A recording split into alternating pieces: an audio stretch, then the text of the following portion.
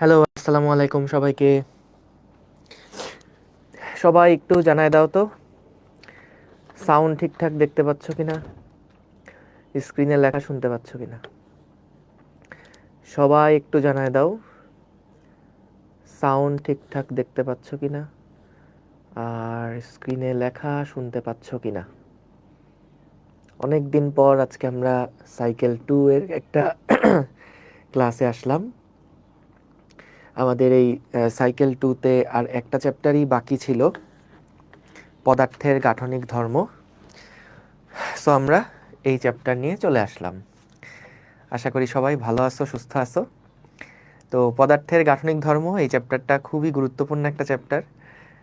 ধরে নেওয়া যায় প্রত্যেকবার বোর্ডে আসলে এই অধ্যায় থেকে একটা সেট প্রশ্ন তুমি পাবাই। বোর্ড হোক কলেজ হোক, এই চ্যাপ্টারটা থেকে একটা সেট প্রশ্ন শিওর থাকবেই। তো অধ্যায়ের টোটাল দুইটা পার্ট, একটা হচ্ছে স্থিতিস্থাপকতার অংশ আর একটা হলো প্রবাহী পদার্থের অংশ।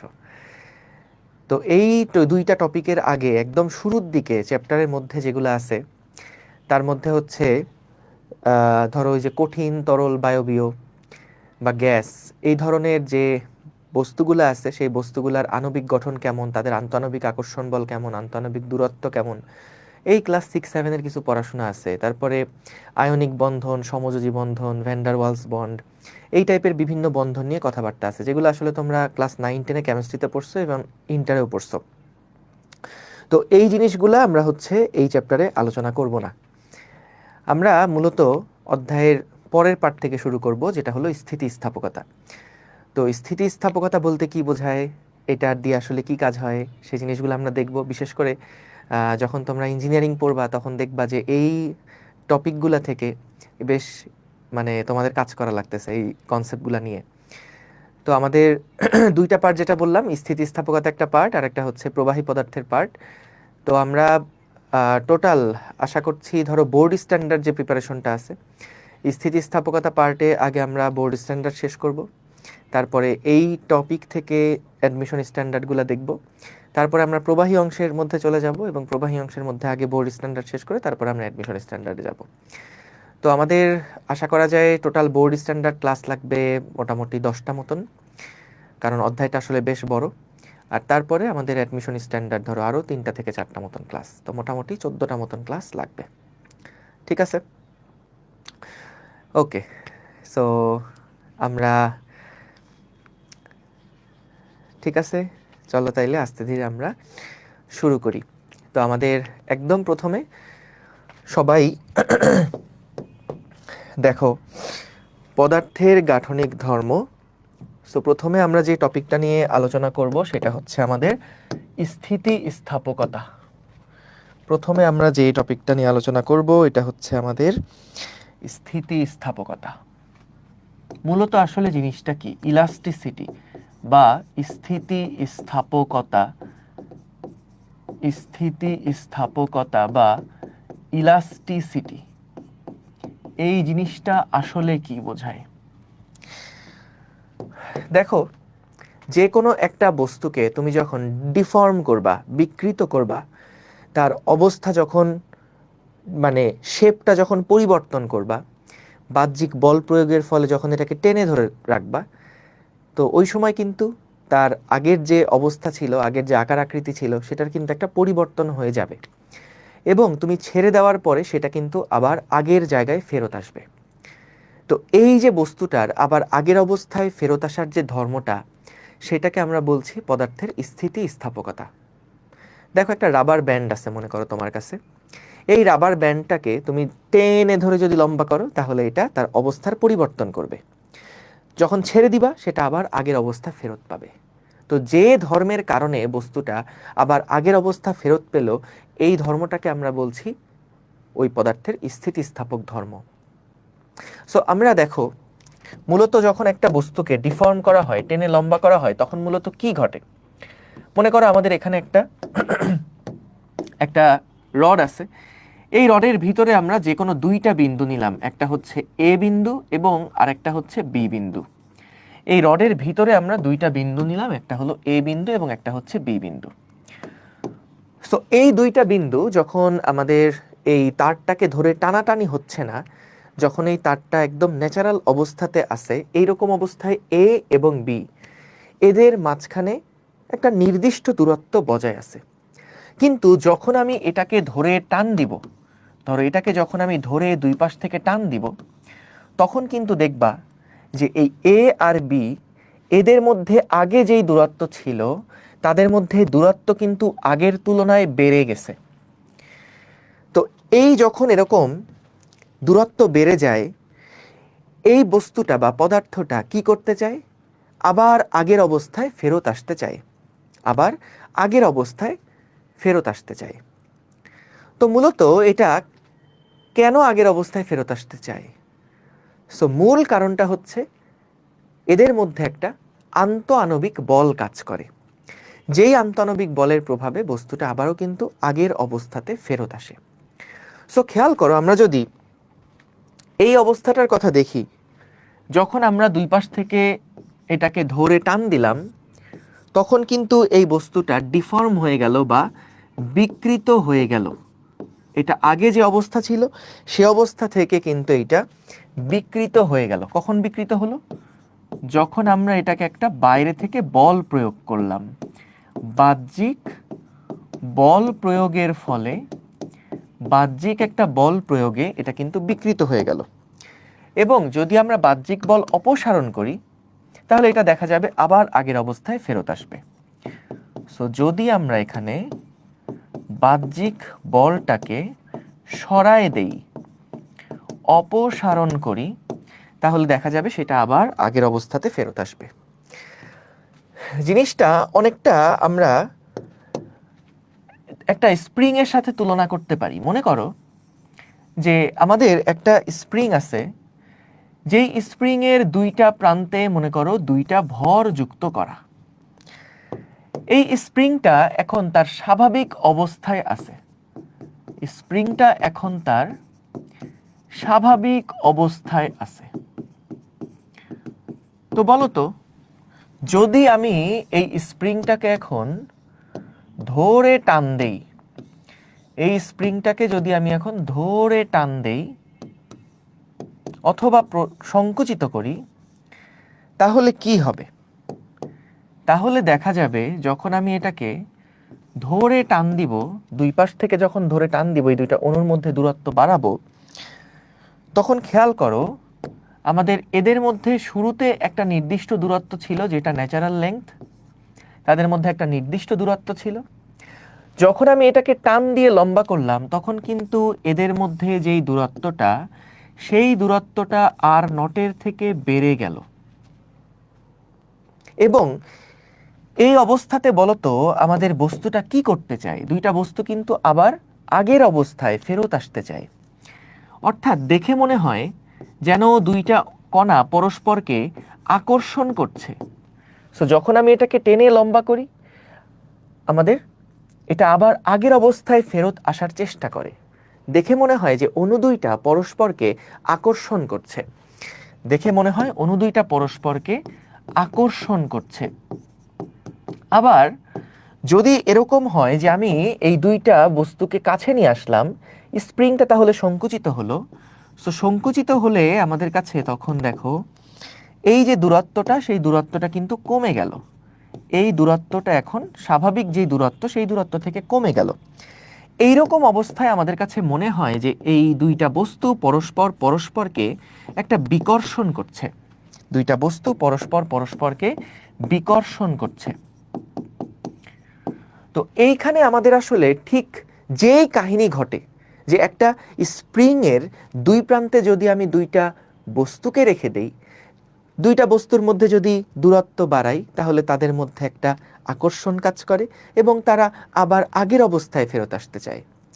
অথবা যদি আমি এই দুইটা বস্তুকে সংকুচিত করে ফেলি এটার মতন, তাহলে তারা বিকর্ষণ করে আবার আগের অবস্থায় ফেরত যেতে চায়।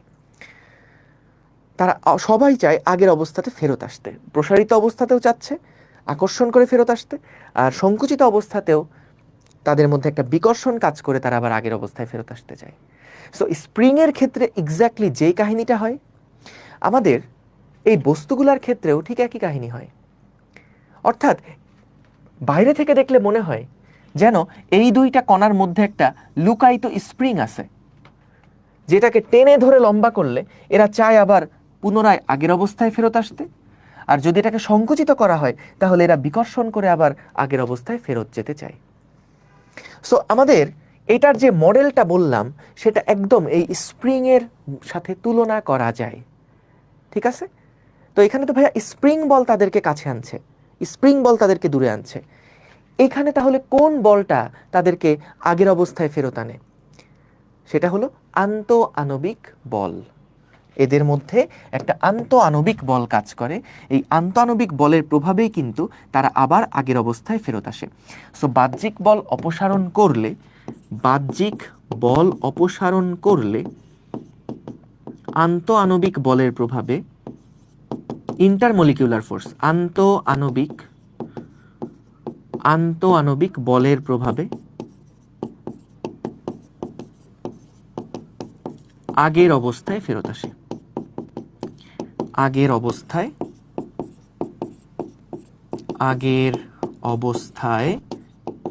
ফেরত আসে।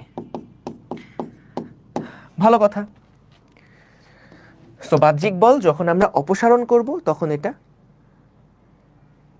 আন্তঃআণবিক বলের প্রভাবে আবার আগের অবস্থায় ফেরত আসতে চাইবে। ঠিক একদম স্প্রিং এর মতন মনে করবা, তাইলেই একদম ইজি। এই অ্যানালজিটা কি বুঝতে সহজ হয়েছে না? যে আমাদের ঠিক স্বাভাবিক অবস্থায় দুইটা স্প্রিং আছে, টেনে যদি লম্বা করা হয় তাহলে এরা আবার আগের জায়গায় ফেরত আসে, আর সংকুচিত করা হলে আবার আগের জায়গায় ফেরত আসে। সো তারের ক্ষেত্রে এক্স্যাক্টলি একই জিনিস হয়, কিন্তু এর মধ্যে কোনো স্প্রিং থাকে না। মূলত এদের মধ্যে আন্তঃআণবিক আকর্ষণ বলটাই চায় তাদেরকে পুনরায় আগের অবস্থায় ফেরত আনতে। ব্যাস, ইজি। এখন কথা হচ্ছে তাহলে স্থিতিস্থাপক ধর্ম জিনিসটা আসলে কি? দেখো, আমি তোমাদেরকে বলবো এই যে ডেফিনেশনগুলো আছে, এই ডেফিনেশনগুলো খাতায় নোট করার কোনো দরকার নাই। তোমার কাছে টেক্সট বই আছে, টেক্সট বইটা কিন্তু রিডিং পড়াটা বাধ্যতামূলক, এটা একবার করে হলেও তোমাকে মাস্ট একবার রিডিং পড়ে যেতে হবে। তো তুমি দেখো, ইসাক স্যারের বই হোক, তপন স্যারের বই হোক, যে কোনো একটা বই খুলো, সেখানেই আসলে এই সংজ্ঞাগুলো তুমি লেখা পাবা। আমি তোমাকে যেটা সাজেস্ট করব, তুমি তোমার নোট খাতার মধ্যে শুধুমাত্র এইটুকু লেখো যে পদার্থের স্থিতিস্থাপক ধর্ম বলতে কি বুঝো, জাস্ট এই লাইনটুকু লেখো, এবং তারপর পুরাটা ক্লাসে ফোকাস করো, কারণ এটা আমি যা লিখছি হুবহু আমাদের তপন স্যারের বই, ইসাক স্যারের বই থেকে নেওয়া। তো এটা বই পড়তে হবে, এটা কোনো এখানে স্লাইডে আমি লিখে দিলে লাভ নাই। তো তোমাকে মেইন বইটা ফলো করবা, বুঝতে পারছো? তপন স্যারের বই হোক, ইসাক স্যারের বই হোক, একটা করলেই হলো, ঠিক আছে? সো নোটের মধ্যে শুধুমাত্র লিখবা কি পদার্থের স্থিতিস্থাপক ধর্ম বলতে কি বুঝো, এই জিনিসটা আমাকে বই থেকে পড়তে হবে, ঠিক আছে? ডেফিনেশন আলগা করে শুধু শুধু নোট করার কোনো দরকার নাই, কারণ যখন তুমি পরীক্ষা লিখবা তখন কিন্তু স্যাররা আসলে বইয়ের সংজ্ঞাটাই চায়, এবং সেই ক্ষেত্রে আসলে কিওয়ার্ডগুলো খুব গুরুত্বপূর্ণ। সো আমি কিওয়ার্ডগুলো মার্ক করে দিচ্ছি, এইগুলা তোমার খাতায় থাকলেই হবে। তো দেখো কি বলছে, বাহ্যিক বল প্রয়োগ করে একটা নির্দিষ্ট সীমার মধ্যে কোনো বস্তুর আকার বা আয়তন বা উভয়েরই যদি পরিবর্তনের চেষ্টা করা হয়, তাহলে যে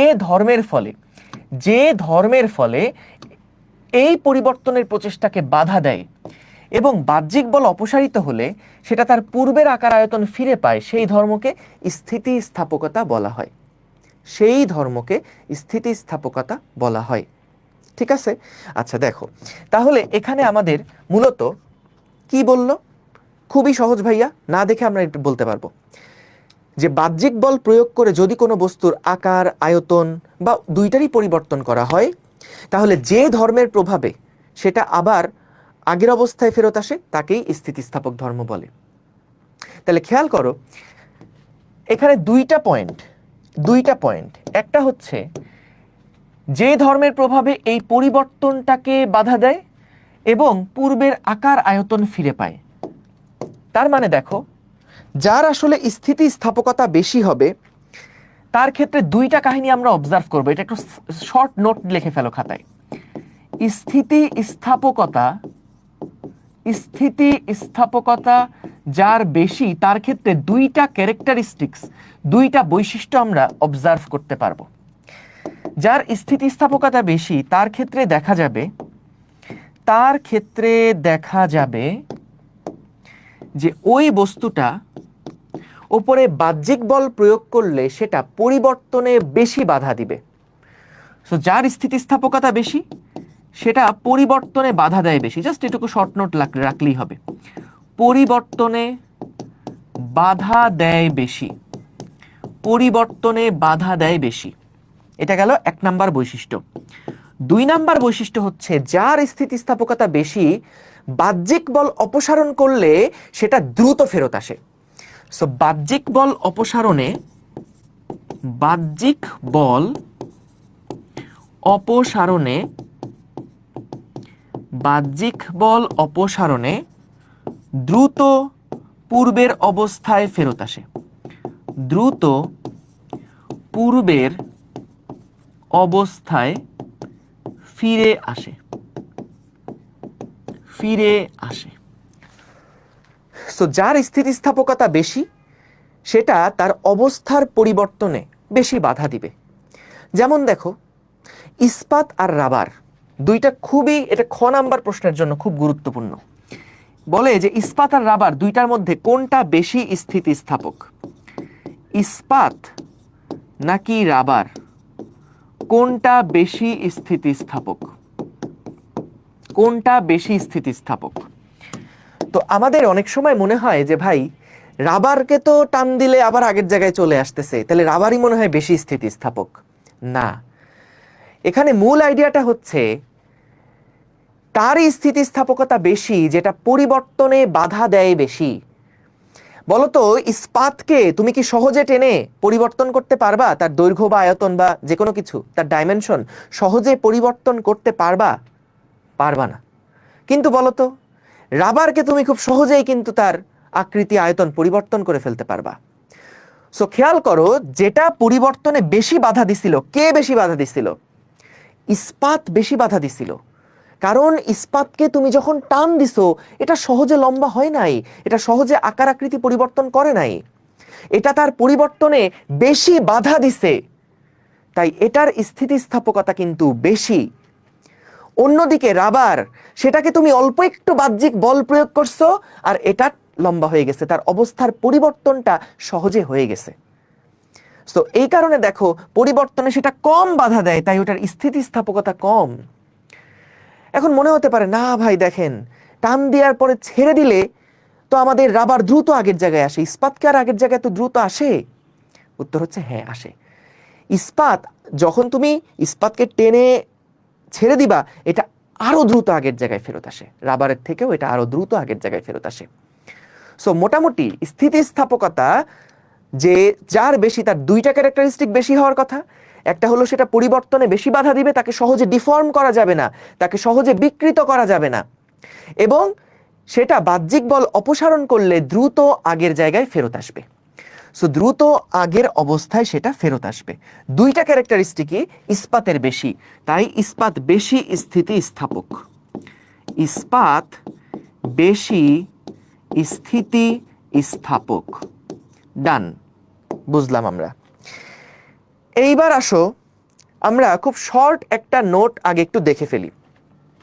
এইখানে তোমাদের বইয়ে 4 রকমের ডেফিনেশন আছে, সেটা খুব শর্ট করে নোটের মতন করে আমি এখানে তুলে নিয়ে আসছি।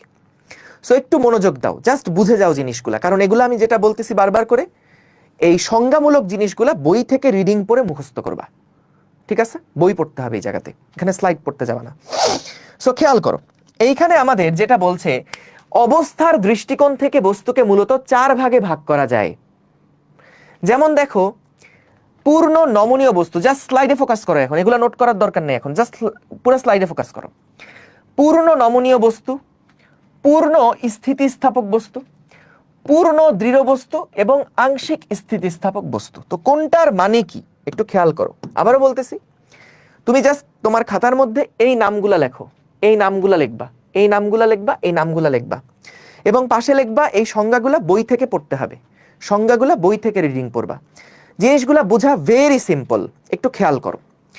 আমাদের বলছে পূর্ণ নমনীয় বস্তু যারা, পূর্ণ নমনীয় বস্তু যারা, এদেরকে যখন আমরা টান দিব তখন সেটা ওর অবস্থাটা বজায় রাখবে।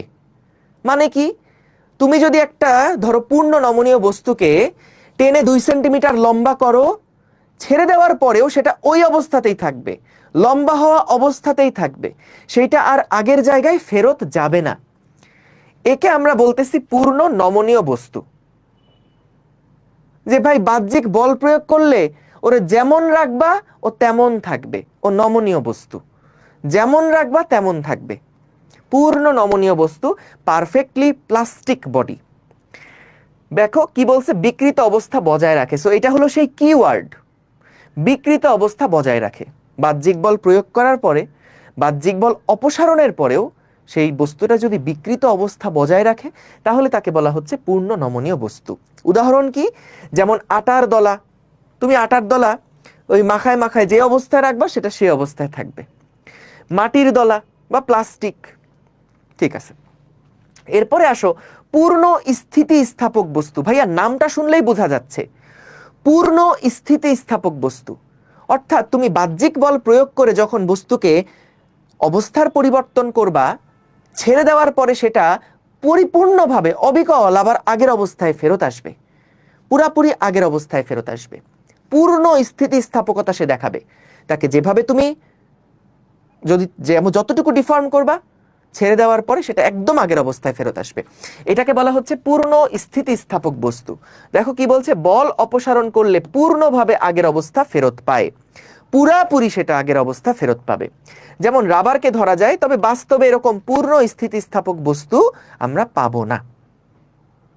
যে আমি ইচ্ছা মতো টানবো, ছেড়ে দিলে আগের জায়গায় চলে আসবে, এরকম কোনো বস্তু আসলে পাওয়া যায় না। সবগুলা বস্তুই দেখা যায় একটা লিমিট থাকে, টানাটানির একটা লিমিট থাকে। তো তুমি দেখা যাবে এটাকে হয়তো এরকম হইতে পারে 20 নিউটন পর্যন্ত টান দিলে ছেড়ে দিলে আগের জায়গায় ফেরত আসবে, কিন্তু তুমি ইচ্ছা মতো টানবা, একটা তারকে ধরে তুমি 100 নিউটন বল পর্যন্ত টানলা, তারপরেও আগের জায়গায় ফেরত আসবে, এটা হয় না। একটা সীমা থাকে, একটা লিমিট থাকে। তো আমাদের পূর্ণ স্থিতিস্থাপক বস্তু যেটা, সেটার কথা কি বলছে, যে বাহ্যিক বল প্রয়োগ করব, এটাকে বিকৃত করব, বাহ্যিক বল অপসারণ করলে সেটা আবার আগের অবস্থায় ফেরত আসবে। এই ধরনের বস্তুকে আমরা বলতেছি পূর্ণ স্থিতিস্থাপক বস্তু। তাহলে পূর্ণ নমনীয় কি বুঝছো, পূর্ণ স্থিতিস্থাপক কি বুঝছো? আচ্ছা, এইবার আসো পূর্ণ দৃঢ় বস্তু। ভাইয়া নাম শুনেই বোঝা যায় এগুলা। পূর্ণ দৃঢ় বস্তু কি হবে, তুমি সংজ্ঞা না দেখেও বলতে পারবা যে ভাই এমনই শক্ত, এমনই দৃঢ় বস্তু যে তুমি যতই টানাটানি করো এটা নড়েই না, এটা বিকৃতই হয় না, এটা ডিফর্ম করাই যায় না। তার মানে দেখো, বল প্রয়োগে বিকৃত করা যায় না, এই ধরনের বস্তুকে বলা হচ্ছে পূর্ণ দৃঢ় বস্তু। যেমন কি কাঁচ, ইস্পাতকে এগুলা ধরা যায়, তবে বাস্তবে হয় না, কারণ বাস্তবে আসলে সবকিছুরই একটা লিমিট থাকে। এবার আসো আংশিক স্থিতিস্থাপক বস্তু কি, যে বল অপসারণ করার পরে পূর্বের অবস্থা আংশিকভাবে ফিরে পায়। এটাই হচ্ছে আমাদের প্রায় সকল বস্তু। প্রায় সকল বস্তু আসলে এই টাইপেরই বিহেভিয়ার দেখায়, যে আমি যদি বল অপসারণ করি তাহলে আসলে পূর্ণ নমনীয়, মানে যেমন রাখবো তেমনই থাকবে, এরকমও খুব বেশি প্রকৃতিতে পাওয়া যায় না।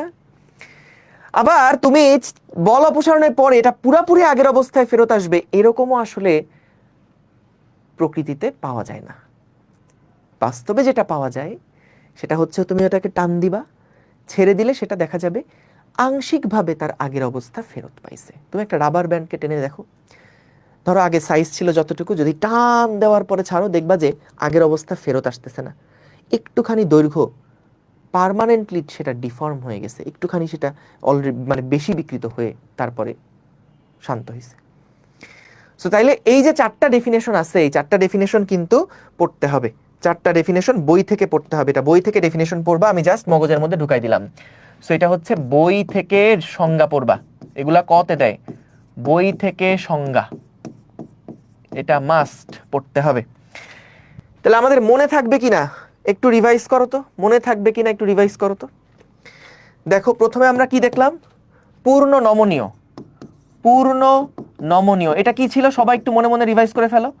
পূর্ণ নমনীয় বস্তু কি ছিল, যেটা হলো বিকৃত করার পরে বাহ্যিক বল অপসারণে বিকৃত অবস্থা বজায় থাকে, যেমন রাখবা তেমন থাকবে, পূর্ণ নমনীয় বস্তু। আচ্ছা, তারপরে আমরা দেখছি পূর্ণ স্থিতিস্থাপক বস্তু। এটা কি ছিল বলতো, পূর্ণ স্থিতিস্থাপক বস্তু কি ছিল, ভাই বাহ্যিক বল দিব, ছেড়ে দিব, আগের জায়গায় চলে আসবে। পূর্ণ স্থিতিস্থাপক, টান দিব ছেড়ে দিব আবার আগের জায়গায় চলে আসবে, পূর্ণ স্থিতিস্থাপক। তারপরে কি ছিল? পূর্ণ দৃঢ় বস্তু। এটা কি ছিল ভাইয়া? যে তুমি যতই সাফাসাফি করো কোনো লাভ নাই, এটা ডিফর্ম হয় না, এটা বিকৃত হয় না, এগুলাকে আমরা বলি পূর্ণ দৃঢ় বস্তু। এবং ফাইনালি আমরা পড়ছি কি? আংশিক স্থিতিস্থাপক বস্তু, আংশিক স্থিতিস্থাপক। ঠিক আছে, এটা কি ছিল? এটা ছিল হচ্ছে যে ভাই বাহ্যিক বল আমি দিব, ছেড়ে দেওয়ার পরে দেখা যাবে সেটা আংশিকভাবে আংশিকভাবে আগের অবস্থায় ফেরত আসছে, পুরাপুরি আসে নাই, আংশিকভাবে আগের অবস্থায় ফেরত আসছে। ঠিক আছে, তাহলে এই চারটা ডেফিনেশন সবাই পারবা কিনা একটু জানাও তো ভাই আপুরা, সবাইকে এই সংজ্ঞাগুলা পারবা কিনা, জিনিস চারটা বুঝছো কিনা একটু আমাকে জানাও, ঝটপট ঝটপট একটু জানাও, এই চারটা ডেফিনেশন পারবা কিনা, বলো বুঝছো কিনা বলো।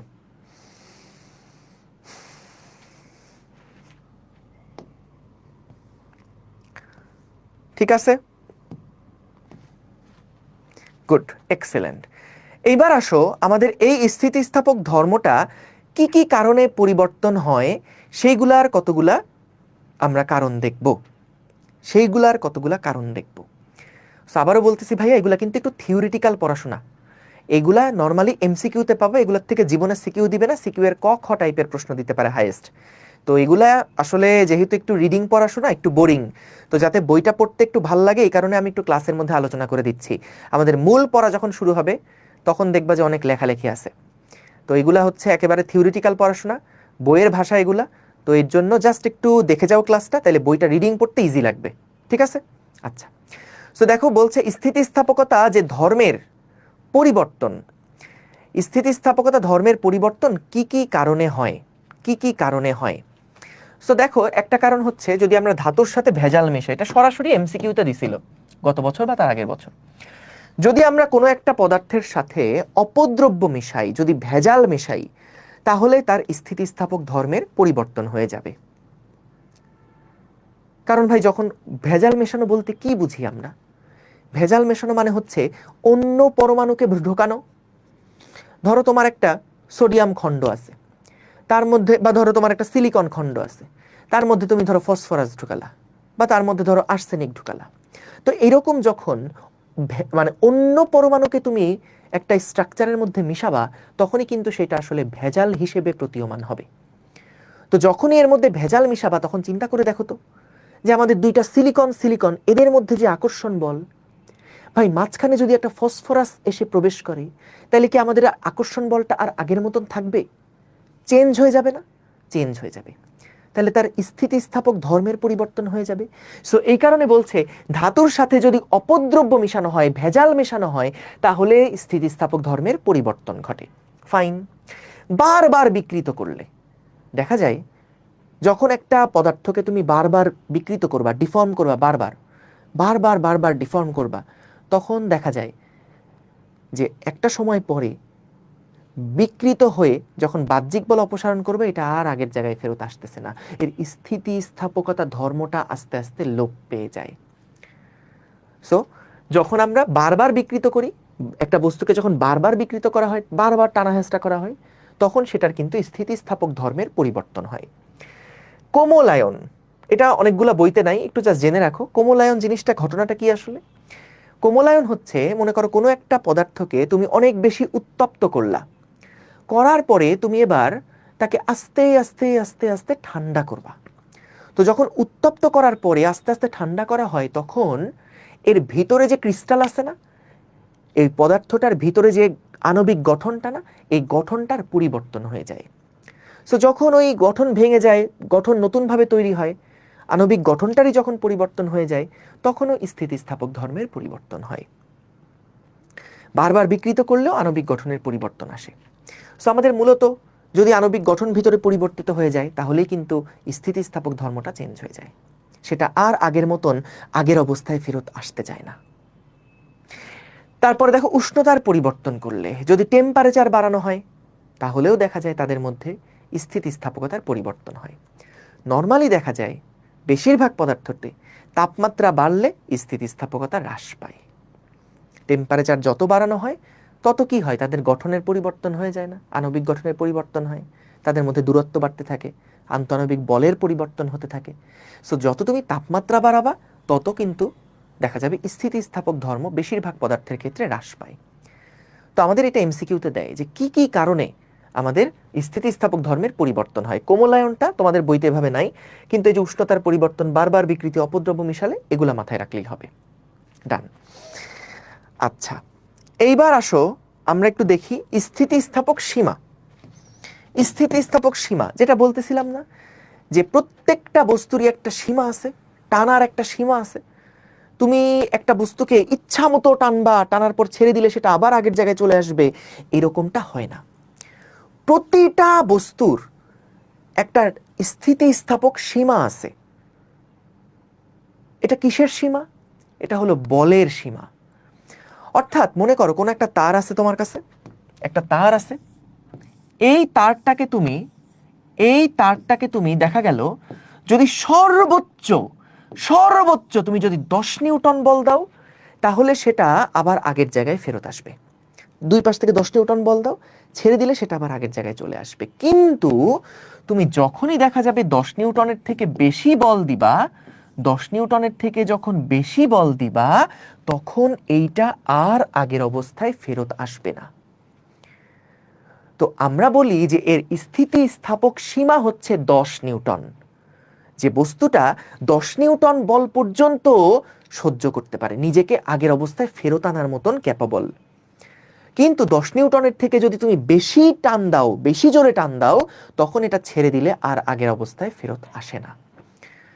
সো এই সীমাটাকে আমরা বলছি, যেমন এখানে এক্সাম্পল দিলাম 10 নিউটন, এই 10 নিউটনটা হচ্ছে আমাদের স্থিতিস্থাপক সীমা এই বস্তুটার জন্য। তাইলে খেয়াল করো, যে মানের বল পর্যন্ত, এই দেখো এটা একটা বলের সীমা, এটা কিন্তু মিস করে যায় অনেকে। যে মানের বল পর্যন্ত কোনো বস্তু পূর্ণ স্থিতিস্থাপক থাকে, ভাইয়া সংজ্ঞা পড়ছো তুমি?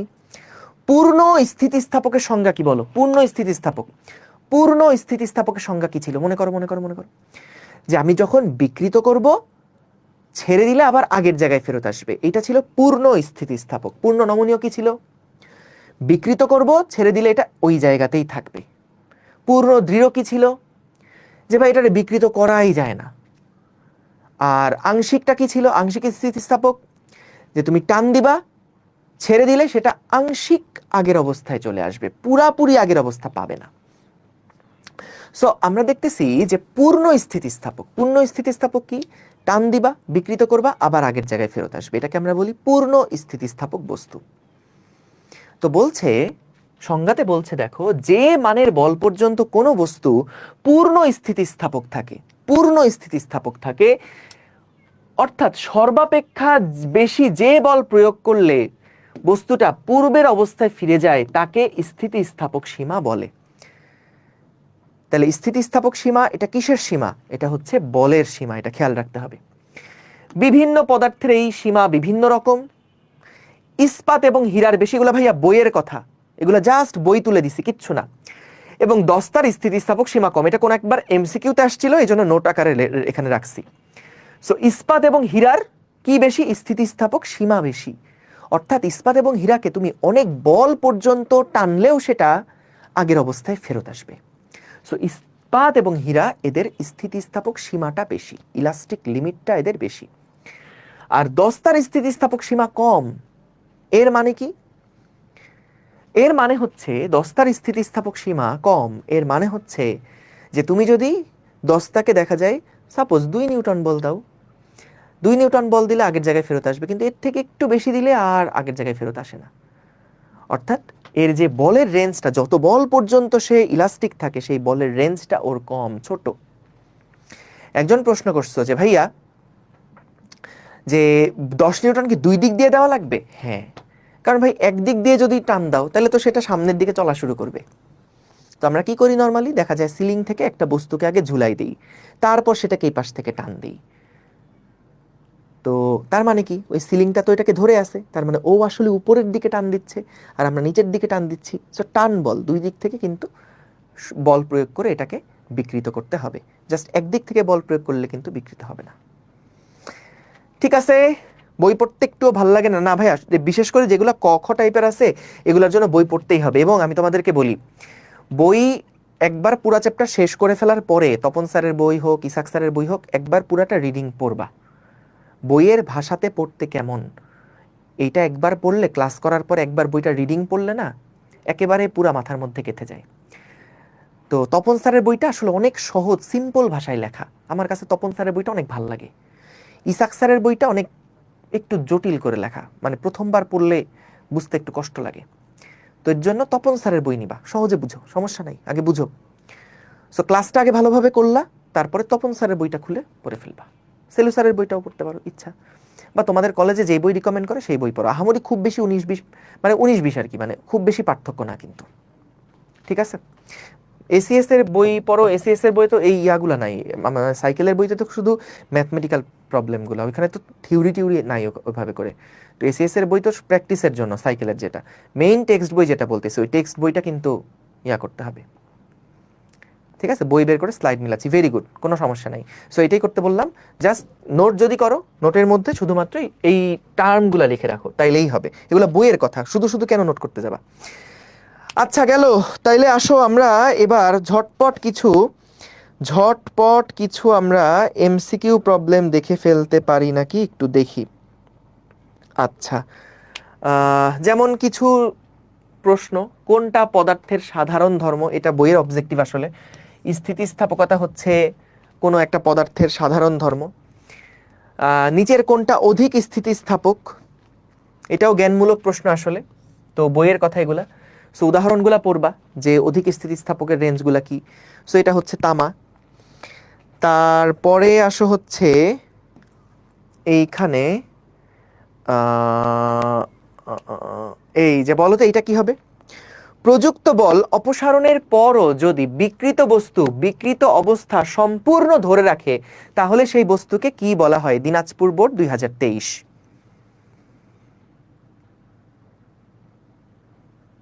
বলো। লাইভ ক্লাসে আপনার ইস্তাফ অংশটা শেষ করার পরে আর্কাইভ থেকে প্রোভাইড কোনো সমস্যা নেই বাবা, একটা জনের ক্লাস করলেই হলো বাবা, একটা কর, ভালো মতন কর। তবে লাইভ ক্লাসটা করলে ওই যে রুটিন মাফিক পড়াটা হয়ে যায় সুন্দর মতন, একটা করলেই হলো। কলেজে পরীক্ষা থাকলে আর্কাইভ দেখে শেষ করে ফেলো। কলেজে তো তোমাদের বেশিরভাগেরই মনে হয় মেয়ের শুরুর দিকে বা লাস্টের দিকে মনে হয় পরীক্ষা, তাই না? আচ্ছা, সো দেখো কি বলছে, যে আমাদের প্রযুক্ত বল অপসারণ করব, বল দিছি, অপসারণ করে ফেললাম, সরায় ফেললাম। যদি বিকৃত বস্তু বিকৃতি অবস্থা সম্পূর্ণ ধরে রাখে, বিকৃত হয়ে যাওয়ার পরে এটা ওই অবস্থাটা ধরে রাখছে, সম্পূর্ণ ধরে রাখছে, তাহলে এটা কি প্লাস্টিক বস্তু না, পূর্ণ নমনীয় বস্তু না? সো এটা হলো নমনীয় বস্তু। নমনীয় বস্তু মানে প্লাস্টিক বস্তু। ভাই নাম শুনে বুঝতে পারতেছো, নমনীয়, দুর্বল, যেমন রাখবা তেমন থাকবে, নমনীয়। বি দিচ্ছ কেন? পূর্ণ অস্থিতিস্থাপক বস্তু না, এই টার্ম তো আমরা পড়ি নাই। সো নমনীয় যেটা, সেটাই হচ্ছে আমরা এখানে পড়ব, ঠিক আছে। আচ্ছা গেল। তারপরে আসো আমাদের স্থিতিস্থাপক সীমা নিচের কোন রাশি দ্বারা পরিমাপ করা হয়? বলতো স্থিতিস্থাপক সীমা কোন রাশি দ্বারা পরিমাপ করা হয়? এটা আসলে কি? স্থিতিস্থাপক সীমা হচ্ছে এক ধরনের বল, যেই বলের থেকে বেশি হয়ে গেলে বস্তু আর আগের অবস্থা ফেরত পাবে না, ঠিক আছে, বস্তু আর আগের অবস্থা ফেরত পাবে না। আচ্ছা, তারপরে আসো দেখি,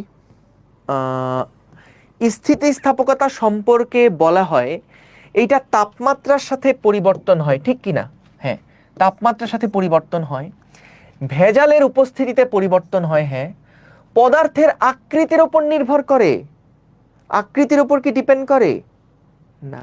কোমলায়ন ছিল, তাপমাত্রা ছিল, তারপরে বারবার বিকৃত করলে, আর ভেজাল মিশালে, এই চারটা ছিল। সো আমাদের 1 এবং 2, 1 এবং 2, ভাই এগুলো বই রিডিং পড়ার কাজ, বই রিডিং পড়ার কাজ, আর কিচ্ছু না, জাস্ট বই রিডিং পড়বা, ঠিক আছে। কি একই জিনিস বারবার চলে আসছে এখানে, একই কথা কয়েকবার চলে আসছে। আচ্ছা ঠিক আছে, ঠিক আছে, ঠিক আছে, ঠিক আছে, ওকে,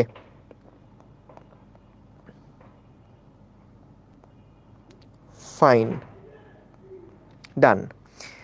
এইবার আসো আমরা আমাদের মূল টপিকগুলার ভেতরে আস্তে আস্তে যাই, মূল টপিকগুলার ভিতরে আস্তে আস্তে যাই। প্রথমে লেখো এবার বিকৃতি। বিকৃতি। বিকৃতির ইংরেজি হচ্ছে স্ট্রেইন। এই ইংরেজি নামগুলো পড়ে রাখবা কিন্তু এখন থেকেই। তোমাদের বলছিলাম কিনা ওই যে আইইউটি ভর্তি পরীক্ষার আগে সবার মধ্যে কান্নাকাটি বেঁধে যায় অ্যাডমিশন টেস্ট যারা ফলো করে, ওই ভাইয়া আইইউটির জন্য পুরো প্রশ্ন ইংরেজিতে হয়, তো তখন ইংরেজি 12 বছর ধরে পড়তেছে কিন্তু তারপরেও আটকায় যায় কোন জায়গাতে, এই টার্মগুলোতে আটকায় যায়। বাংলা পড়ে আসছে কিন্তু বাংলার ইংরেজি নামগুলো তো আসলে খুব একটা আমাদের প্রচলিত না। তো এই টার্মগুলো বই যখন পড়বা তখন পাশে পাশে কি কি আছে এগুলো একটু রিডিং পড়বা, একবার করে মাথায় ঢুকাই ফেলবা, তাইলে আর সমস্যা হবে না ভর্তি পরীক্ষাগুলোতে। বেশিরভাগই তো বাংলায়, জাস্ট আইইউটি ভর্তি পরীক্ষাটাই হচ্ছে ইংরেজিতে হয়, তো ওই সময় যাতে করে প্রবলেম না হয় আর কি, খেয়াল রেখো। বুঝতে পারছো? আচ্ছা ঠিক আছে, আসো এইবার আমার সাথে সাথে লিখবা যে আমাদের বিকৃতি, এখান থেকে মূল পড়াশোনা আমাদের শুরু এই চ্যাপ্টারের। বাহ্যিক বল প্রয়োগের ফলে, একটু লিখে ফেলো, বাহ্যিক বল প্রয়োগের ফলে কোনো বস্তুর একক মাত্রায়, কোনো বস্তুর বাহ্যিক বল প্রয়োগের ফলে কোনো বস্তুর একক মাত্রায়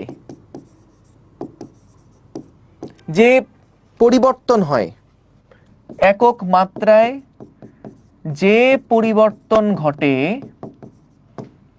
যে পরিবর্তন ঘটে তাকে বিকৃতি বলে, তাকে বিকৃতি বলে। এটা যে কতবার ক নাম্বার প্রশ্নে আসছে তার ইয়ত্তা নাই। সো দেখো এইটার মানে আসলে কি, লেখা হয়ে গেলে বলো। বাহ্যিক বল প্রয়োগের ফলে কোনো বস্তুর একক মাত্রায় যে পরিবর্তন হয়, একক দৈর্ঘ্যে বা একক ইয়াতে আয়তনে যে পরিবর্তন হয় তাকে আমরা বলতেছি বিকৃতি। এক্সাম্পল দেই, খেয়াল করো।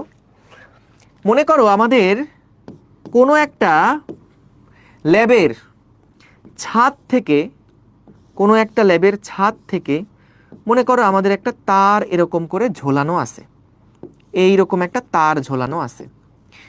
তো আমাদের এই তারের যে দৈর্ঘ্য, এই তারের দৈর্ঘ্য হচ্ছে আমাদের ক্যাপিটাল এল। তো আমরা কি করলাম, এই তারটাকে ধরে টান দিলাম।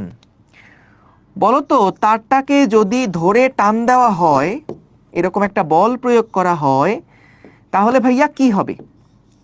সো বল প্রয়োগ করলে দেখা যাবে যে এই বস্তুটার দৈর্ঘ্য স্মল এল পরিমাণ বৃদ্ধি পেয়ে গেছে, স্মল এল পরিমাণ বৃদ্ধি পেয়ে গেছে। খুবই কমন একটা সিনারিও এটা, তাই না? যে একটা তার আছে বা একটা রাবার ব্যান্ডে চিন্তা করো, সেই রাবার ব্যান্ডের উপরে যখন একটা বল প্রয়োগ করছো, তখন বল প্রয়োগ করার ফলে ওই তারটার দৈর্ঘ্য বা রাবার ব্যান্ডটার দৈর্ঘ্য স্মল এল পরিমাণ বৃদ্ধি পেয়ে গেছে। তো বিকৃতি বলতে আমরা কি বুঝবো? দেখো কি বলছে, একক মাত্রায় যে পরিবর্তন। এর মানে কি? এর মানে হচ্ছে যে দেখো এল দৈর্ঘ্যে, এল দৈর্ঘ্যে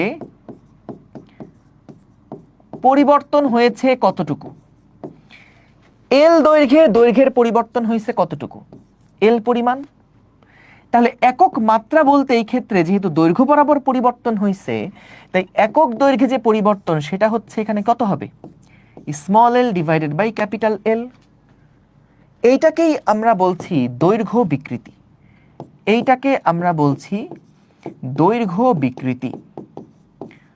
দৈর্ঘ্য বিকৃতি লিখে ফেলো, এইটাকে আমরা বলছি দৈর্ঘ্য বিকৃতি। দেখো আমরা 3 রকমের বিকৃতি নিয়ে সামনে আলোচনা করব। একটা তো এটা দেখতেছো দৈর্ঘ্য বিকৃতি, একটা তো এটা দেখছো যে দৈর্ঘ্য বিকৃতি, আরেকটা দেখবো আমরা কৃন্তন বিকৃতি। কৃন্তন বিকৃতি এটা একটু স্পেশাল। আর 3 নাম্বার আমরা দেখব আয়তন বিকৃতি। আয়তন বিকৃতি অর্থাৎ একক আয়তনে যে পরিবর্তনটা হয় সেটাকে আমরা বলি তার আয়তন বিকৃতি। এই 3 রকমের বিকৃতি নিয়ে কিন্তু আমরা মূলত পড়াশোনা করব। তো প্রত্যেকটা ক্ষেত্রেই বিকৃতি সমান সমান হচ্ছে উপরে বসে পরিবর্তন বা চেঞ্জ কতটুকু হলো, আর নিচে বসে আদি অবস্থা। অর্থাৎ আয়তন হলে আদি আয়তন, দৈর্ঘ্য হলে আদি দৈর্ঘ্য। আর কৃন্তনটা একটু স্পেশাল, এটা একটু পরে রাখো, আপাতত একটু তুলে রাখো, এটা পরে আলোচনা করব। সো বিকৃতি হচ্ছে মোটা দাগে যে আমাদের চেঞ্জ কতটুকু হলো, মাত্রার চেঞ্জ কত, দৈর্ঘ্যের চেঞ্জ কত, আয়তনের চেঞ্জ কত, ডিভাইডেড বাই আদি দৈর্ঘ্য, ডিভাইডেড বাই আদি আয়তন, আদি অবস্থাটা কেমন সেইটা। আচ্ছা, তো ভাইয়া বলো তো এইটার একক বা মাত্রা কি হবে? বিকৃতি যেহেতু পরিবর্তন বাই আদি অবস্থা, বলো তো এই বিকৃতির কি কোনো একক বা মাত্রা থাকবে? দেখো দৈর্ঘ্যের ক্ষেত্রে এটাও মিটারে হলে এটাও মিটার, এটা সেন্টিমিটার হলে এটাও সেন্টিমিটার, তাহলে আমাদের এটার কি কোনো একক থাকতে পারবে? পারবে না।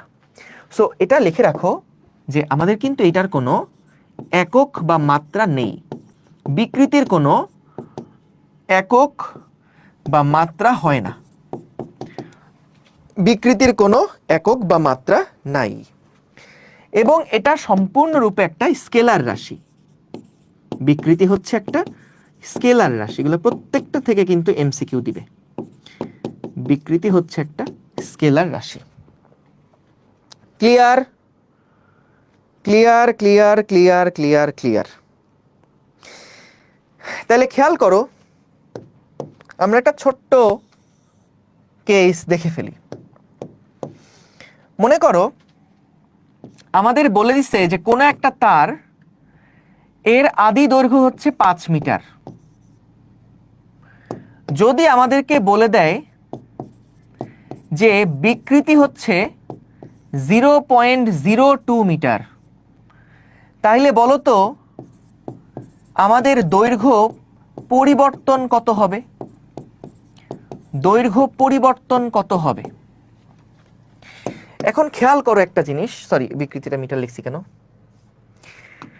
আমাদের আদি দৈর্ঘ্য ছিল 5 মিটার, বিকৃতি বলে দিছে 0.02। বলো তো ভাইয়া বিকৃতি মানে কি? বিকৃতি মানে ছিল একক দৈর্ঘ্যে পরিবর্তন। তার মানে এখানে 1 মিটারে পরিবর্তনটা কত হয় এইটা কিন্তু দিয়ে দিচ্ছে ভাইয়া। 1 মিটার দৈর্ঘ্যের পরিবর্তন হয় এতটুকু, তাইলে বলো তো 5 মিটার দৈর্ঘ্যের পরিবর্তন কত হবে ভাইয়া? 5 গুণ 0.02 হবে না? 5 গুণ 0.02 হবে না? কনসেপ্টটা দেখো, বিকৃতি মানে কি বলছিল? একক দৈর্ঘ্যে যে পরিবর্তন। তো বিকৃতি 0.02 মানে হচ্ছে যে এটা 1 মিটারে, এটার মানে হচ্ছে যে 1 মিটারে পরিবর্তন, 1 মিটার দৈর্ঘ্য হলে সেখানে পরিবর্তন হয় 0.02 মিটার। 1 মিটারে পরিবর্তন হয় 0.02 মিটার, এটাই হলো বিকৃতির মানে। তাইলে 5 মিটার হলে পরিবর্তন কত বের হয়ে গেল। ঠিক আছে, সূত্র থেকেও যদি দেখো বলো তো এই যে পরিবর্তন সমান, তাহলে কি লেখা যায়? পরিবর্তন এইটা সমান সমান কি লেখা যায়? বিকৃতি ইনটু আদি অবস্থা। বিকৃতি ইনটু আদি অবস্থা, এই দেখো এটা হলো বিকৃতি আর এটা হলো আদি অবস্থা। আদি অবস্থা হলো 5 আর বিকৃতি হলো 0.02, এটাই হলো পরিবর্তন নির্দেশ করবে। সো আমরা ফিল দেখেও বুঝলাম যে হ্যাঁ ভাই বিকৃতি মানে 1 মিটারে পরিবর্তন এত হলে 5 মিটারে কত সেটা। অথবা তুমি সমীকরণ থেকেও দেখো বিকৃতি সমান ছিল পরিবর্তন বাই আদি অবস্থা। সো আমাদের আদি অবস্থার সাথে বিকৃতির পরিমাণকে গুণ দিলেই হয়ে যাচ্ছে। এখন এই বিকৃতির ভ্যালুটা কিন্তু পার্সেন্টেজ আকারে থাকতে পারে, বিকৃতিটা পার্সেন্টেজ আকারেও থাকতে পারে। কিরকম পার্সেন্টেজ আকারে? আমাদের বলতে পারে বিকৃতি হচ্ছে 5%। এর মানে কি? দেখো ভাইয়া পার্সেন্ট মানে হচ্ছে 100 দিয়ে ভাগ, এর মানে হচ্ছে প্রতি 100 মিটারে দৈর্ঘ্যের পরিবর্তন হয় 5 একক করে। প্রতি 100 মিটারে দৈর্ঘ্যের পরিবর্তন হয় 5 একক করে, 5 মিটার করে। যখন পার্সেন্ট এককে বলছে 5%, 5% হচ্ছে পার্সেন্ট মানে ভাইয়া 100 দিয়ে ভাগ, তো বিকৃতি হচ্ছে 5/100। বলো তো বিকৃতি মানে মনে মনে কি small L by capital L না? তার মানে কি দেখো তো, ক্যাপিটাল এল এ পরিবর্তন হয় এল, তাহলে 100 দৈর্ঘ্য হলে পরিবর্তন হয় 5। সো বিকৃতি মানে এইটা বুঝবো, 5/100। তো এটাকে তুমি চাইলে ভেঙেও লিখতে পারো যে এটা হচ্ছে 0.05, 0.05, অর্থাৎ 1 মিটারে দৈর্ঘ্য বৃদ্ধি পায় 0.05 করে। 1 মিটারে, এর নিচে মনে মনে কি আছে, 1 আছে না? সো 1 মিটারে দৈর্ঘ্য বৃদ্ধি পায় 0.05 করে, তাহলে 100 মিটারে কত? 5 মিটার। সো পার্সেন্ট আকারে কিন্তু এটা থাকতেই পারে, এটা মাথায় রেখো। ঠিক আছে, আচ্ছা গেল, গুড। তাহলে বিকৃতি আমরা কি জিনিস শিখলাম। আচ্ছা এইবার আসো পীড়ন। এইবার আসো আমরা পীড়ন বা স্ট্রেস বলতে কি বোঝায় সেটা একটু চলো দেখে ফেলি। খুবই দারুণ একটা আইডিয়া এটা ভাইয়া, পীড়ন। পীড়ন বা স্ট্রেস, অনেক স্ট্রেসে আছি আমরা, পড়াশোনা নিয়ে অনেক স্ট্রেসড, তাই না? সো পীড়ন আসলে কিভাবে কি হয় চলো সেটা একটু দেখে ফেলি আমরা। এই পদার্থের ক্ষেত্রে পীড়ন বলতে আসলে আমরা কি বুঝি? মনে করো এইখানে আমাদের একটা দেওয়ালের সাথে একটা তার যুক্ত ছিল, একটা তার যুক্ত ছিল, একটা তার এভাবে যুক্ত আছে। এখন আমরা কি করছি, এই তারটাকে ধইরা এরকম করে একটা টান দিছি, অর্থাৎ আমরা এর উপরে একটা বাহ্যিক বল প্রয়োগ করছিলাম। এই বস্তুটার উপরে আমরা একটা বাহ্যিক বল প্রয়োগ করছিলাম, একটা এক্সটার্নাল বল আমরা প্রয়োগ করেছিলাম। এর ফলে সেই বস্তুটা দেখো আদি যেই দৈর্ঘ্য ছিল ক্যাপিটাল এল, সেখান থেকে তার দৈর্ঘ্য বৃদ্ধি পেয়ে হয়ে গেল স্মল এল। তো এখন মনে করো এই তারের যে প্রস্থচ্ছেদের ক্ষেত্রফল সেটা হচ্ছে গিয়ে এ ছিল, হ্যাঁ, তারের যে প্রস্থচ্ছেদের ক্ষেত্রফল ক্রস সেকশনাল এরিয়া এটা হচ্ছে এ ছিল। তাইলে খেয়াল করো যে আমাদের এখানে বলছে পীড়ন কোনটা। দেখো তুমি যখন একটা বাহ্যিক বল প্রয়োগ করলা, ঠিক ওই মুহূর্ত থেকে বলো তো এই বস্তুটার ভিতরে একটা বল জেনারেট হয়েছে না, যেটা তাকে আগের অবস্থায় ফেরত আনতে চায়। যখনই তুমি বাইরে থেকে বলটা প্রয়োগ করছো, এটাকে একবার বিকৃত করছো, এটাকে ডিফর্ম করছো, বিকৃত করছো, তখনই কিন্তু এর ভিতর থেকে একটা বল চায় সেটাকে আবার আগের অবস্থায় ফেরত আনতে। ঠিক স্প্রিং এর মতন, যেমন স্প্রিংকে যখন তুমি প্রসারিত করো তখন স্প্রিং এর একটা প্রত্যয়নী বল কাজ করে না সেটাকে সাম্যাবস্থায় নিয়ে আসার জন্য, রিস্টোরিং ফোর্স কাজ করে না এটাকে সাম্যাবস্থায় নিয়ে আসার জন্য। ঠিক একইভাবে একটা তারকেও যখন তুমি তার স্বাভাবিক অবস্থা থেকে টেনে লম্বা করবা, তাকে ডিফর্ম করবা, ছেড়ে দেওয়ার পরে বা ওই মুহূর্ত থেকে, ডিফর্ম করার মুহূর্ত থেকেই বস্তুটার ভিতরে একটা ফোর্স জেনারেট হবে যেটা তাকে আবার আগের অবস্থায় ফেরত আনতে চাইবে, যেটা তাকে আবার আগের অবস্থাতে ফেরত আনতে চাইবে। তার মূলত ওই যে স্প্রিং এর মতন যে ক্যারেক্টারিস্টিকের কথা বললাম সেটার কারণে, স্থিতিস্থাপক ধর্মের কারণে চাই যে আবার আগের অবস্থায় ফেরত আসতে। তো আমাদের এই বলটাকে আমরা বলছি ভাইয়া রিস্টোরিং ফোর্স বা প্রত্যয়নী বল। এই এফ আরটাকে আমরা কি বলছি? এইটাকে আমরা বলছি রিস্টোরিং ফোর্স। রিস্টোরিং ফোর্স পুনরায় এটাকে রিস্টোর করে আগের অবস্থায়, যেই ফোর্সটা তাকে রিস্টোর করে আগের অবস্থায়। বাংলাতে বলে এটাকে প্রত্যয়নী বল। প্রত্যয়নী বল, যেটা তাকে আবার পুনরায় আগের অবস্থায় ফেরত আসতে সাহায্য করে, এটাকে বলা হচ্ছে প্রত্যয়নী বল। সো আমাদের এই প্রত্যয়নী বলটা একক ক্ষেত্রফলে কত সেইটাই হচ্ছে তার পীড়ন। সো পীড়নের ডেফিনেশন কি? একক ক্ষেত্রফলে, লিখে ফেলো সবাই,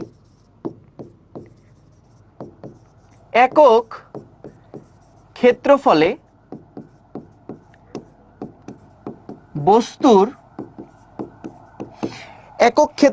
বস্তুর ভিতর থেকে উদ্ভূত বা সৃষ্ট, একক ক্ষেত্রফলে বস্তুর ভিতর থেকে সৃষ্ট বিকৃতি প্রতিরোধকারী বলকে, বিকৃতি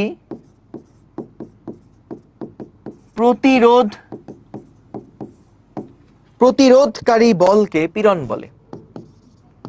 প্রতিরোধকারী বলকে পীড়ন বলে। ঠিক আছে? তার মানে কি দেখো, এই যে ফোর্সটা জেনারেট হইছে, তো মনে করলো এ ক্ষেত্রফলে এই ফোর্সটা জেনারেট হইছে। প্রস্থচ্ছেদের ক্ষেত্রফল ছিল এ, এবং এই বলটা কাজ করছে এ ক্ষেত্রফল জুড়ে, তাকে আবার আগের অবস্থায় ফেরত আনতে কাজ করছে ওই এফ আর বলটা। কত ক্ষেত্রফল জুড়ে কাজ করছে? এ ক্ষেত্রফল জুড়ে।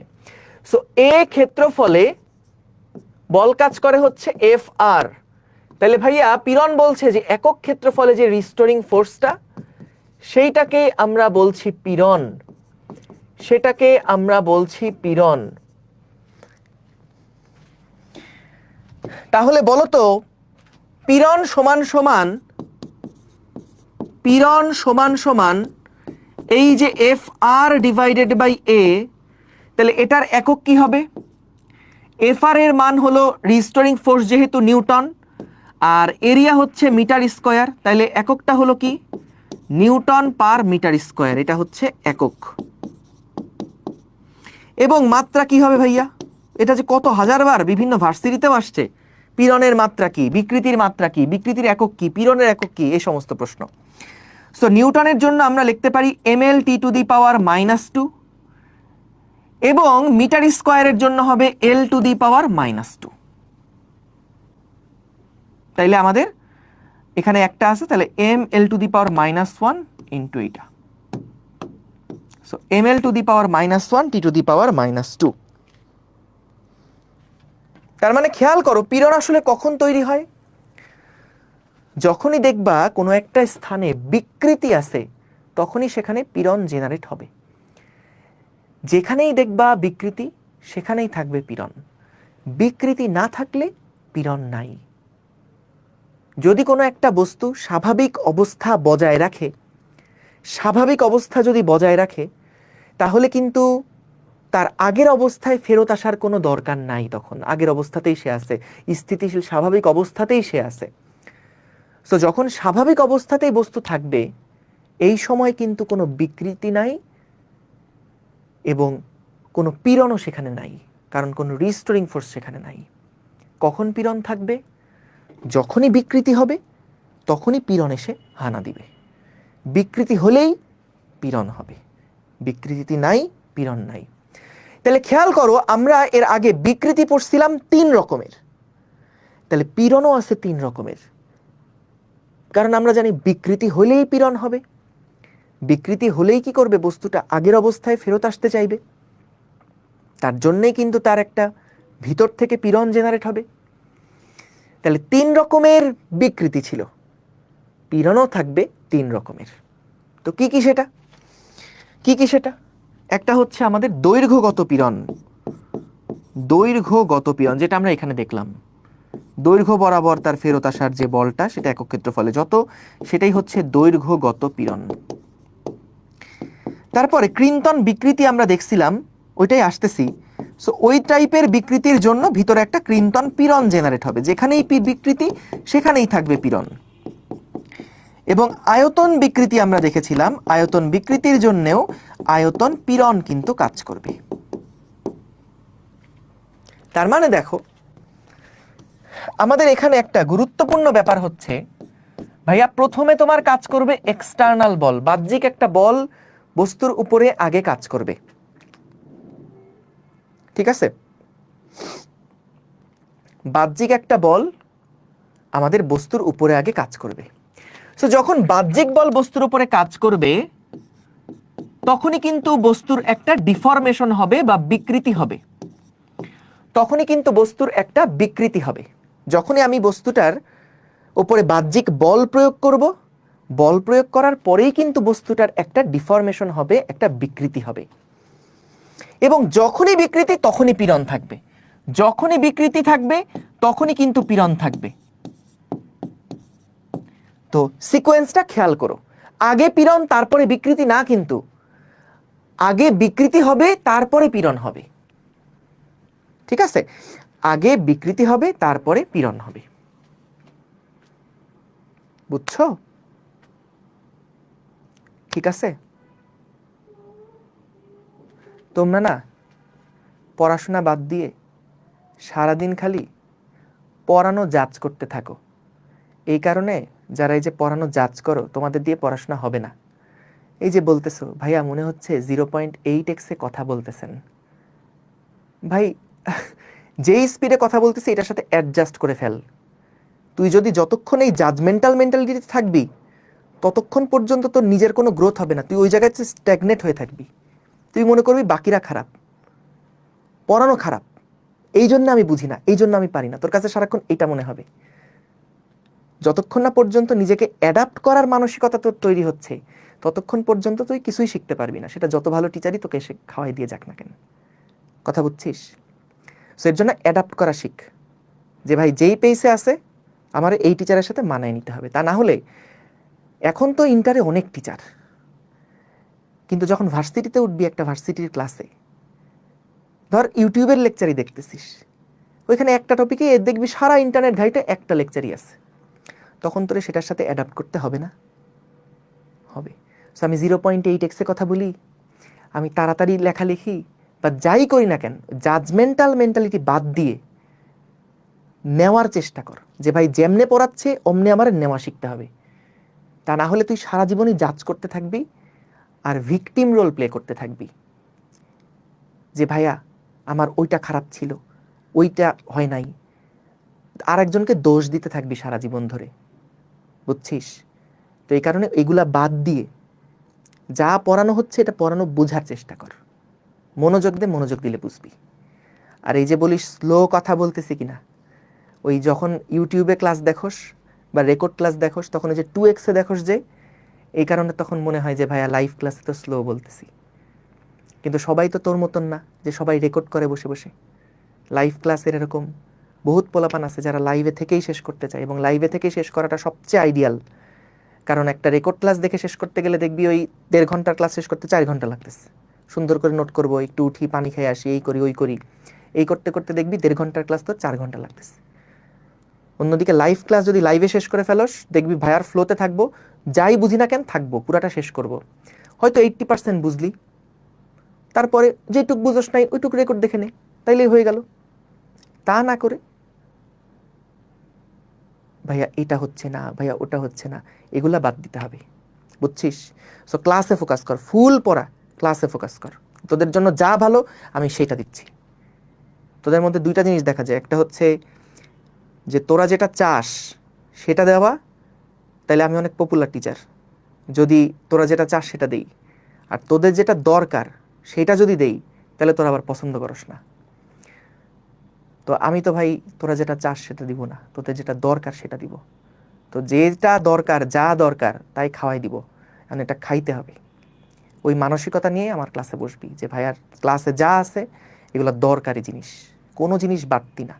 যতটুকু যা কথা বলতেছি ওইটুকুর জন্য এটা একদম এনাফ। বুঝছস?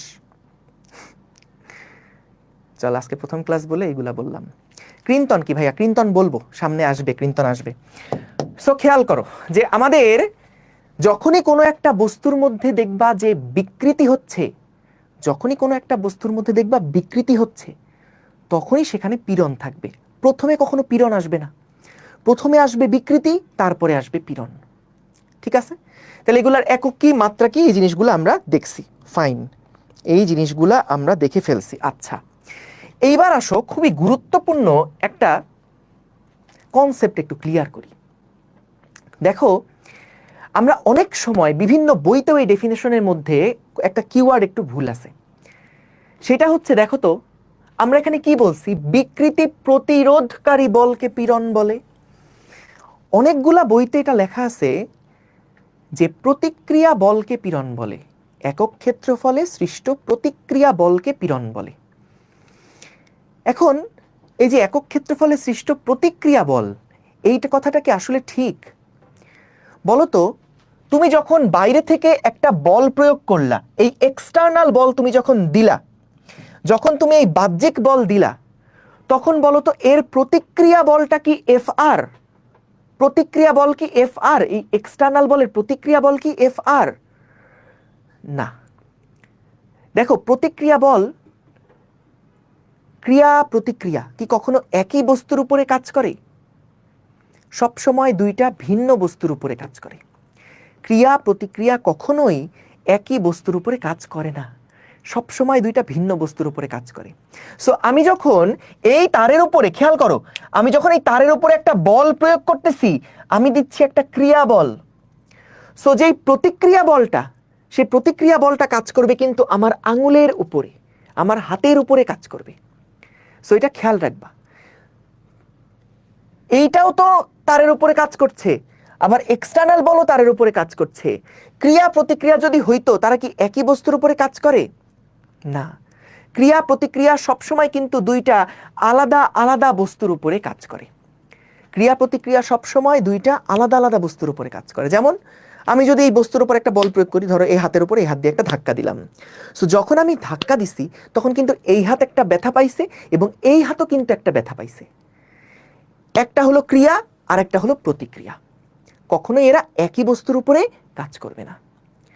সো এইখানে আমাদের যে এক্সটার্নাল বলটা দিছি, এর প্রতিক্রিয়া বল কিন্তু ভাইয়া এটা না।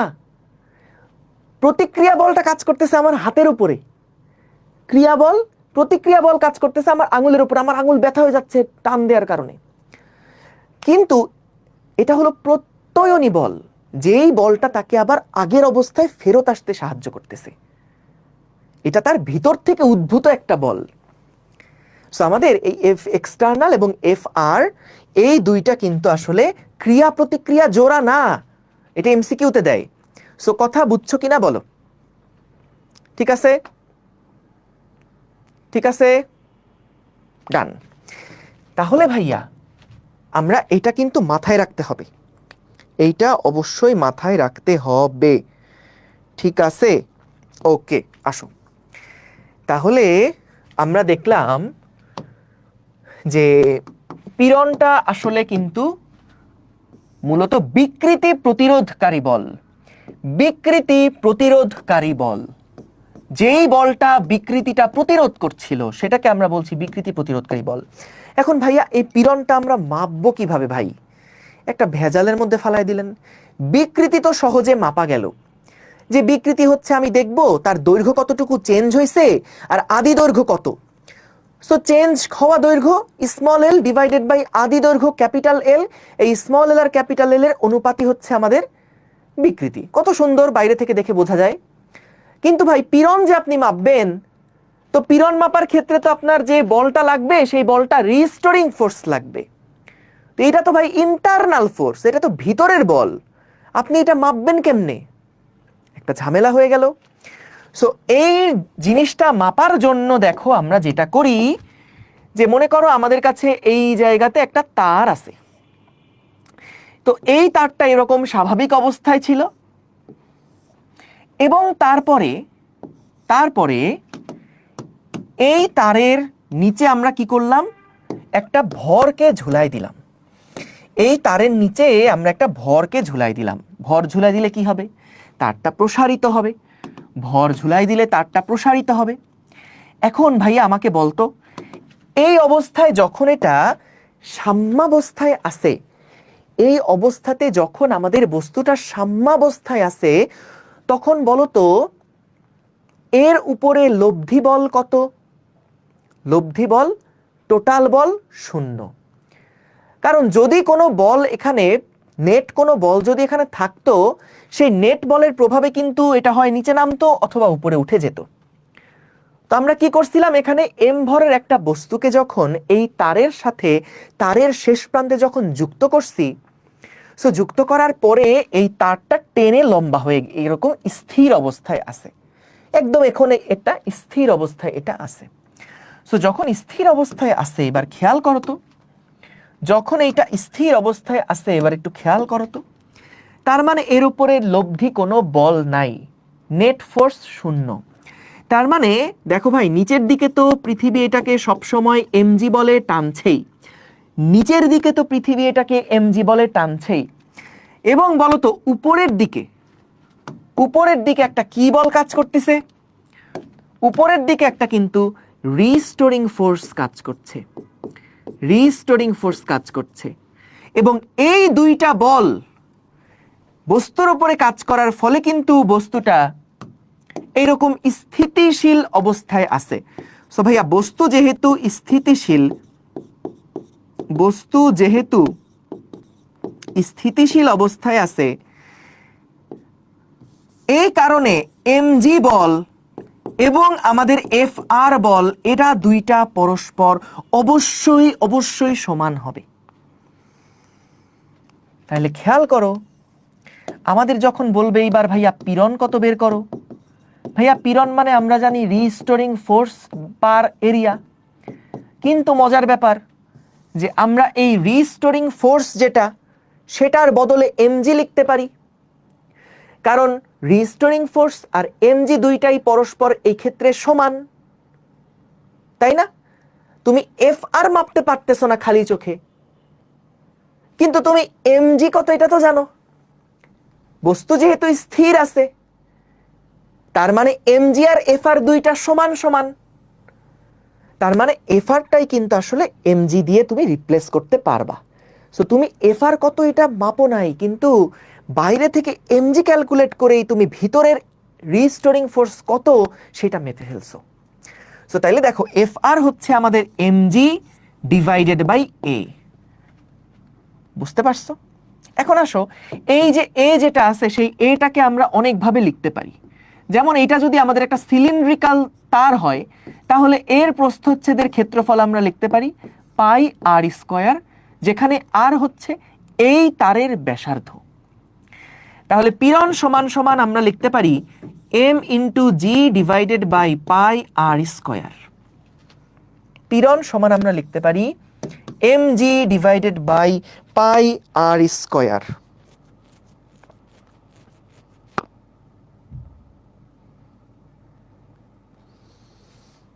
ঠিক আছে? আচ্ছা, এইবার আসো, আমরা যেহেতু পীড়ন দেখে ফেললাম, এইবার আমরা দেখব যে পীড়ন এবং বিকৃতি পরস্পরের মধ্যে সম্পর্কটা কি। ঠিক আছে? পীড়ন এবং বিকৃতির মধ্যে সম্পর্কটা কি এইটা আমরা দেখব। সো এইটা কিসের মাধ্যমে দেখব? এইটা আমরা দেখব হুকের সূত্রের সাহায্যে। তোমরা এটা ক্লাস 9-10-এ যখন পড়ছো, ক্লাস 9-10-এ যখন পড়ছো, তখন সম্ভবত, আমি যদি ভুল না করে থাকি, চ্যাপ্টার 5-এ তোমরা এই হুকের সূত্রটা পাইছো। তো হুকের সূত্রটা আসলে কি ছিল? হুকের সূত্রটা আসলে কি ছিল? দেখো, হুকের সূত্র ছিল যে পীড়ন হলো প্রপোর্শনাল টু বিকৃতি। এটার স্টেটমেন্টটা এরকম যে স্থিতিস্থাপক সীমার মধ্যে, স্থিতিস্থাপক সীমার মধ্যে, স্থিতিস্থাপক সীমার মধ্যে পীড়ন বিকৃতির সমানুপাতিক, বিকৃতির সমানুপাতিক। এখন দেখো ভাইয়া, বলতো সমানুপাতিক কথাটা আমরা যখন ব্যবহার করি, তখন সব সময় আমরা বাম পাশে লিখি ইফেক্টকে আর ডান পাশে লিখি কজকে। এইটা মনে রাখবা, এটা নিয়ম। যখন প্রপোর্শনাল সাইন আমরা দিব, প্রপোর্শনাল সম্পর্ক আমরা লিখব, দেখবা বাম দিকে সবসময় আমরা রাখতেছি ইফেক্টকে এবং ডান দিকে আমরা রাখছি কজ কে। Effect is proportional to cause always. তার মানে কি, একটা এক্সাম্পল দেই। যেমন মনে করো তুমি যত পড়াশোনা করবা তত তোমার রেজাল্ট ভালো হবে, তাহলে ইফেক্ট কোনটা এখানে? ইফেক্ট কোনটা? তুমি যত পড়াশোনা করবা তত তোমার রেজাল্ট ভালো হবে, তাহলে ইফেক্ট হচ্ছে এখানে রেজাল্ট। ইফেক্ট কি পড়ছে? ভালো পড়াশোনা করার ইফেক্ট কি পড়ছে? রেজাল্ট। তাহলে রেজাল্ট হচ্ছে প্রপোর্শনাল টু, কারণটা কি? ভালো রেজাল্ট করার কারণটা কি? কজটা কি? পড়াশোনা করা। সো রেজাল্ট হচ্ছে প্রপোর্শনাল টু স্টাডি। কখনোই উল্টাটা লেখা যাবে না যে স্টাডি হচ্ছে প্রপোর্শনাল টু রেজাল্ট। এর মানে কি বোঝাবে জানো? এই দুইটা কথার মানে কিন্তু আলাদা।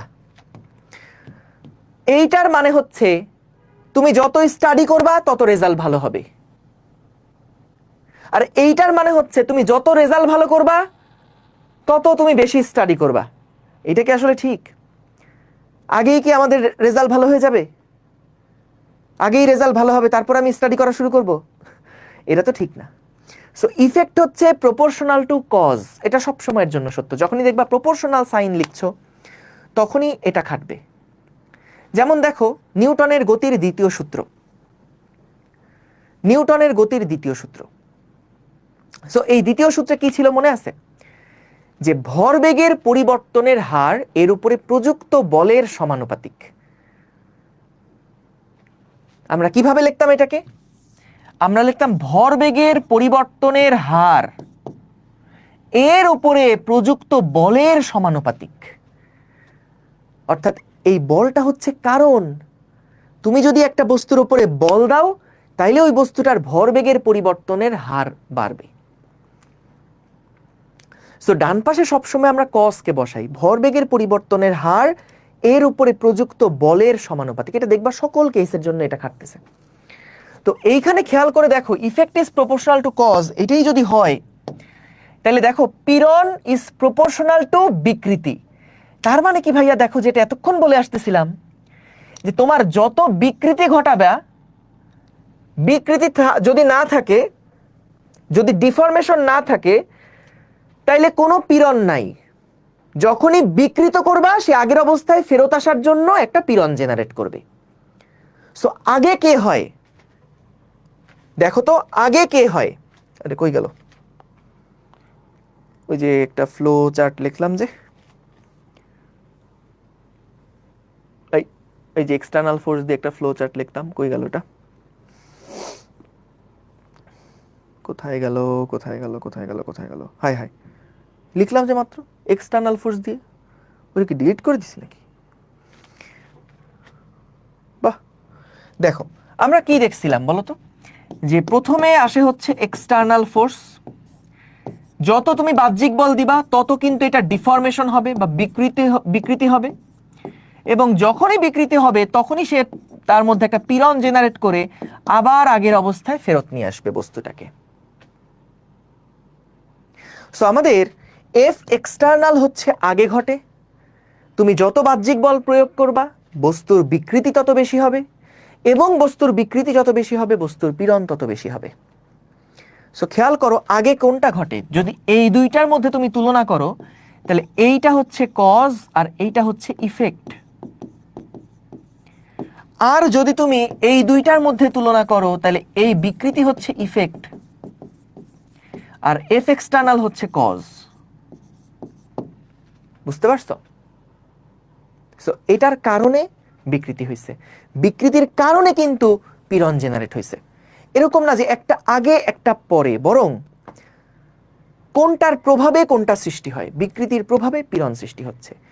যখনই অণুগুলার মধ্যে দূরত্ব বেড়ে গেল, ওই যে স্প্রিং এর কথা চিন্তা করে দেখো, স্প্রিং এর মতন যখনই দুইটা স্প্রিং এর প্রসারণ হয়ে গেল তখনই তারা কি চায়? আকর্ষণ করে আবার আগের জায়গায় ফেরত আসতে চায় বা আবার সাম্যাবস্থায় ফেরত আসতে চায়।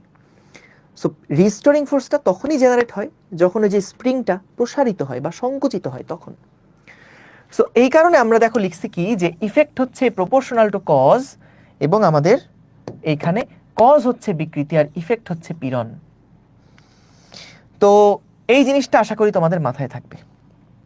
এখন খেয়াল করো, এই যে পীড়ন আর বিকৃতি, এই পীড়ন আর বিকৃতির এটাকে সমান সমান দিয়ে আমরা একটা সমানুপাতিক ধ্রুবক লিখি।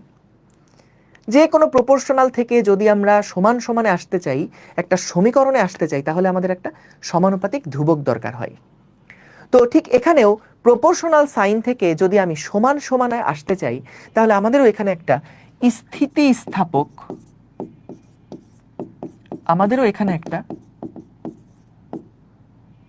স্থিতিস্থাপক ধ্রুবক লাগবে, যেটাকে আমরা স্থিতিস্থাপক গুণাঙ্ক বলি, ইনটু হচ্ছে আমাদের বিকৃতি। সো পীড়ন সমান সমান হচ্ছে স্থিতিস্থাপক গুণাঙ্ক, এটা হলো একটা কনস্ট্যান্ট, ইনটু বিকৃতি। তো যার স্থিতিস্থাপক গুণাঙ্ক বেশি তার আসলে স্থিতিস্থাপকতাটাই বেশি, যার স্থিতিস্থাপক গুণাঙ্ক কম তার স্থিতিস্থাপকতা ধর্মটাই কম। ঠিক আছে, ডান। সো খেয়াল করো,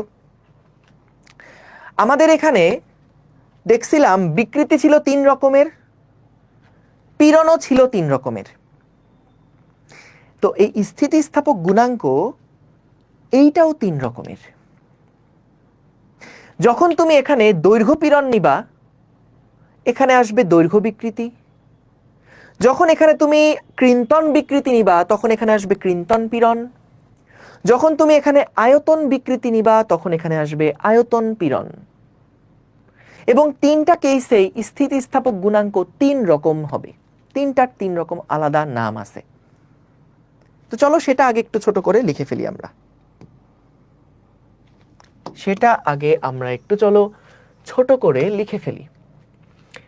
এই যে পীড়ন বিকৃতি আমি লিখলাম, সো এটা আমাদের মূল ফরম্যাট থাকুক, এভাবে এটা মূল ফরম্যাট থাকুক। খেয়াল করো, যখন আমরা দৈর্ঘ্য পীড়নের মানে দৈর্ঘ্য বিকৃতির কথা বলবো, তখন এখানে আসবে দৈর্ঘ্য পীড়ন, এবং এইখানে তখন যে স্থিতিস্থাপক গুণাঙ্কটা থাকবে এটাকে আমরা বলি ইয়ং এর গুণাঙ্ক, ইয়ং মডুলাস বা ইয়ং এর গুণাঙ্ক,